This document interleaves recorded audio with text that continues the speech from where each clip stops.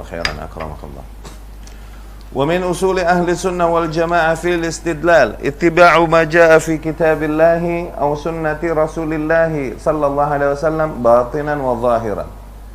Dan di antara pondasi ahlu sunnah wal jamaah di dalam memahami ayat-ayat dan hadis-hadis, memahami nilai-nilai yang datang pada nas Al-Quran dan Sunnah, yaitu ittiba'u ma jaa fi kitabillah, yaitu mengikuti secara keseluruhan yang datang dari kitabullah dan sunnah Rasulnya sallallahu alaihi wasallam, baik yang batin ataupun yang zahir.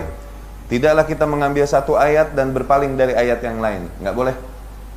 Ya, mengambil satu hadis dan kemudian berpura-pura buta dari hadis yang lain. Dikarenakan hadis yang ini sesuai dengan hawa nafsu kita, hadis yang lain tidak sesuai, akhirnya kita nggak boleh. Kita harus ambil semua, batinan wa zahiran, secara keseluruhan. Ya, demikian gaya ahlu sunnah di dalam berkesimpulan, di dalam membuat summary, di dalam membuat conclusion. Kumpulkan dulu ayat-ayat yang satu tema, jangan satu ayat kemudian kita berkeras mengikuti. Ntar dulu, kumpulkan dulu satu ayat-ayat yang setema, yang tajuknya sama, hadis-hadis yang tajuknya sama, kumpulkan dulu semua, baru tarik conclusion. Demikian yang tepat.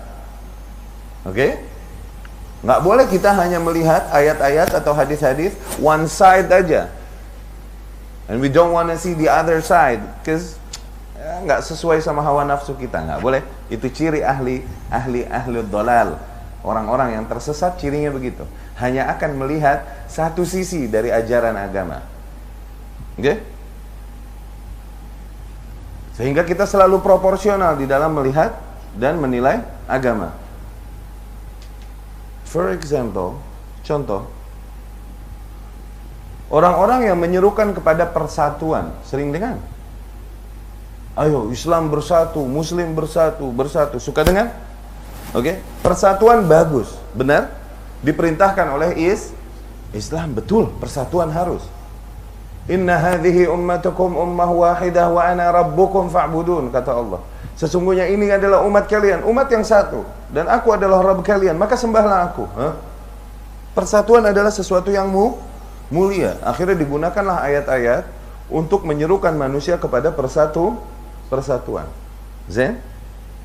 Tapi apakah maknanya persatuan adalah mempersatukan hak dan batil? Yang syirik pun nggak apa-apa bersatu, yang kufur nggak apa-apa bersatu, yang bid'ah nggak apa-apa bersatu. Diam, jangan mengingkari kesyirikan mereka. Diam, jangan mengingkari kekufuran mereka. Ini error. Bukan demikian persatuan yang dimaksud. Awas.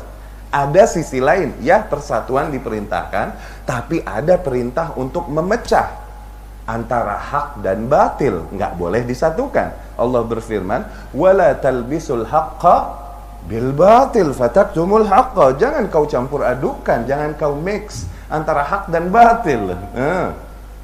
Jadi tidak dengan nama persatuan kita diam dari kebatilan, dari kesyirikan, dari kekufuran, dari kemungkaran, dari kebid'ahan. Nggak boleh, bukan demikian.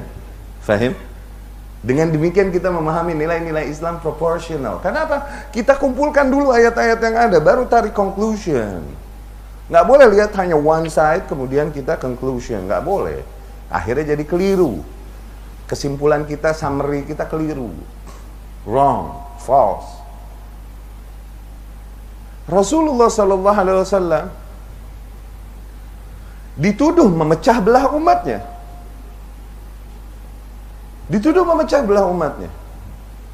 Para kaum musyrikin capek. Capek apa dah? Penat menghadapi Rasul sallallahu alaihi wasallam. Penat. Semakin ditekan Rasul dan para sahabatnya, pengikutnya, jumlah pengikutnya semakin banyak, bukan semakin berkurang. Itu dakwah yang hak. Semakin ditekan, semakin didiskreditkan, tapi justru semakin banyak manusia yang mengikutinya. Itu dakwah yang hak. Maka jangan kita bersedih hati melihat manusia yang menghina ahlus sunnah, melarang dakwah sunnah. Jangan kau bersedih hati. Demikian gaya Allah dalam menjalankan alam semesta. Justru semakin ditekan, semakin booming, easy, santai, sudah. Serahkan semuanya pada Allah Subhanahu wa ta'ala. Nah, kaum musyrikin ini penat melihat dakwah Rasul sallallahu alaihi wasallam. Akhirnya mereka komplain kepada Rasulullah sallallahu alaihi wasallam. Ya Muhammad, wahai Muhammad sallallahu alaihi wasallam. Safahta ahlamana. Kau memporak-porandakan angan-angan kita. You broke our dreams. Farraqta bainal aba wal abna. You separate between fathers and childs. Bainal akh wal ikhwan. Kau memisahkan antara saudara dengan saudara-saudaranya. Farraqta bainal mar'i wa qabilatih. Kau memisahkan antara seseorang dengan kabilahnya. Tuh. Rasul dituduh memecah belah. Karena apa? Karena memang hak dan batil, tauhid dan syirik tidak boleh disatukan. Awas. Dari situ Umar bin Khattab dijuluki apa? Julukan Umar apa? Faruq. Artinya apa Faruq? The separator. Yang memisahkan. Memisahkan hak dan batil. Betul, jargon persatuan bagus, tapi bukan maknanya diam dari kemungkaran.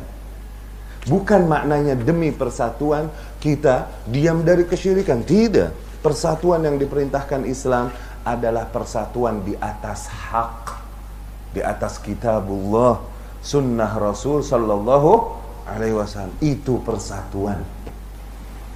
Dari situ Allah berfirman, wa'tasimu bihablillahi jami'an wa la tafarraqu. Berpegang teguhlah kalian semua kepada tali Allah dan janganlah kalian berpecah belah. Tuh. Bukan berarti menyatukan antara orang yang berpegang dengan tali Allah dan yang tidak berpegang disatukan. Bukan. Jangan berpecah belah dari tali Allah. Yani dari kitabullah dan sunnah Rasul sallallahu alaihi wasallam. Semoga sampel ini yang Anda berikan dapat difahami dengan baik atas maksud. Oke? Apa yang dimaksud dengan mengambil Al-Quran secara zahir dan batin, mengambil sunnah secara zahir dan batin. Ambil keseluruhannya. Jangan ambil one side. Jangan ambil satu sisi. Ya.